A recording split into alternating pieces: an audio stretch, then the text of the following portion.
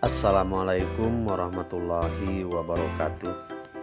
Di video kali ini saya akan memaparkan eksplorasi konsep prinsip pengambilan keputusan mengenai kasus Ibu Guru Tati. Sebelumnya saya perkenalkan, nama saya Ahmad Muhaimin, CGP Angkatan Kedua Kabupaten Bandung, asal instansi SMP Al-Qanaah. Yang akan menanggapi kasus Ibu Guru Tati adalah rekan kerja saya, yaitu Ibu Lina Marliana SPD. Berikut videonya. Selamat siang Bu Lina. Ini Bu, ini saya ada suatu kasus.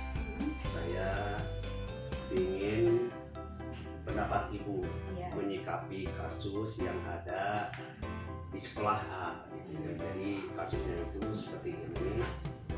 Ibu Tati adalah guru kelas 5 yang merupakan rekan kerja Anda. Karena sama-sama mengajar kelas 5 yang kelasnya paralel, ruangan kelas Ibu Tati pun persis di sebelah ruangan kelas Anda. Ibu Tati terkenal sangat disiplin dan cenderung galak. Pada sisi lain, Ibu Tati juga bekerja keras dan murid-muridnya pun selalu mendapatkan nilai-nilai yang sangat baik. Sebagian murid-murid sangat takut kepada Ibu Tati dan sebagian lain bisa menyesuaikan diri. Kepala sekolah Anda dan orang tua murid juga sangat menghargai Ibu Tati. Nah, suatu hari Anda mendengar tangisan seorang murid dan pergi keluar untuk melihat asal suara tangisan tersebut. Anda melihat seorang murid perempuan kelas 5 yang sedang berlutut di atas bebatuan sekolah yang sangat panas pada hari itu, menghadap di depan pintu kelas Ibu Tati. Anda melihat Bu Tati tampak tidak menghiraukan suara tangisan muridnya tersebut dan tetap mengajar seperti biasa.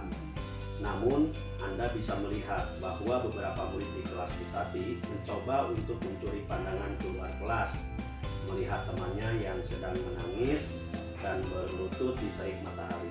Nah, saya ingin pendapat Ibu, apa yang harus Ibu lakukan? Sebagai seorang guru ya? Iya, sebagai seorang guru. Kalau dilihat dari ceritanya atau dari kasusnya Bu Tati dan seorang anak itu, mungkin yang akan saya lakukan sebagai guru kelas 5 SD akan menghampiri anak tersebut, lalu bertanya, klarifikasi kepada anak tersebut, bertanya mengapa anak tersebut menangis. Sebelum kita memberi penilaian kepada Bu Tati, oh mungkin itu karena sama Bu Tati diapain gitu, kita harus konfirmasi dulu ke anaknya. Karena mungkin kalau dilihat dari kejadiannya, bisa saja itu ada dua kemungkinan. Yang pertama, mungkin anaknya nakal sehingga dikeluarkan dari kelas karena mengganggu yang menghambat kegiatan belajar. Kemungkinan yang kedua, si anak tersebut memang cengeng gitu. Jadi Bu Tati sedang menguji anak tersebut mentalnya seperti apa. Sehingga langkah pertama yang harus dilakukan menurut hemat saya adalah mendekati atau menghampiri anak tersebut, bertanya kepada anak tersebut apa yang sedang kamu lakukan di situ, mengapa kamu menangis, sampai kamu berlutut di sini. Lalu setelah mendengar kejelasan atau klarifikasi dari anak tersebut, baru kita bisa mengambil tindakan. Ada dua tindakan karena tadi ada dua kemungkinan, mungkin ada dua tindakan juga Pak. Misalnya yang pertama, kalau dia memang dikeluarkan oleh Bu Tati karena dia bikin onar di kelas atau menghambat pembelajaran, mungkin anak tersebut akan saya minta untuk meminta maaf kepada Bu Tati supaya dia bisa mengikuti pembelajaran kembali. Kalau misalnya Bu Tati yang lagi menguji anak tersebut, menguji mental, ya mungkin kita sebagai guru akan mendekati ke Bu Tati, mengganggu sebentar mungkin waktu belajarnya, tentu dengan cara-cara yang etis gitu ya, tidak melanggar etika profesi seorang guru. Mungkin seperti itu Pak. Ya. Terus ini teh minta pendapat lagi. Apakah guru lain dapat menginstruksi di mana saat itu ada guru lain yang memiliki wewenang atas kelas yang dipimpinnya. Contoh tadi kan wewenangnya itu ada di Ibu Tati. Ibu, apakah bisa menginterupsi nggak, Ibu? Menurut saya, kalau selama interupsi itu tidak melanggar etika pendidikan atau etika profesi guru dalam kegiatan belajar mengajar, boleh saja.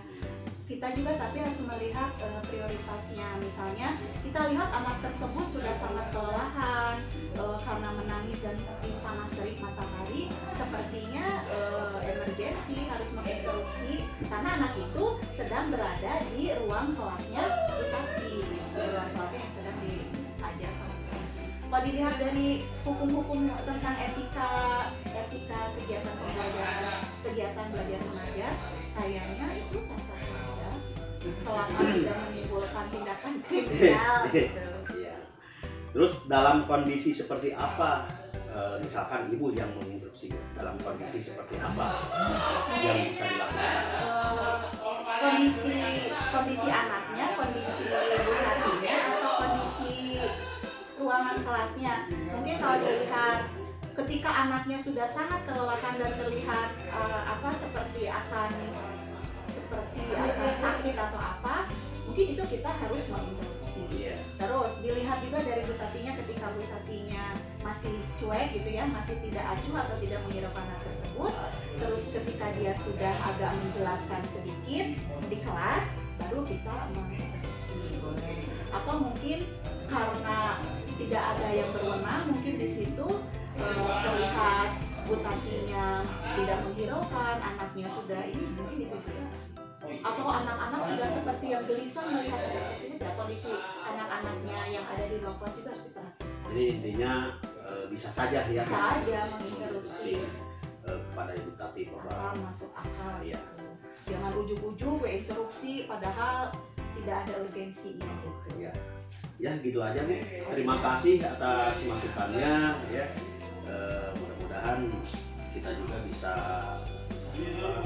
mengambil hikmah dari kejadian Bu Tati untuk pembelajaran ke siswa di sekolah kita. Terima kasih Bu. Sama-sama Pak. Semoga bermanfaat ya Pak ya. Ya Bu. Assalamualaikum. Selamat siang. Waalaikumsalam.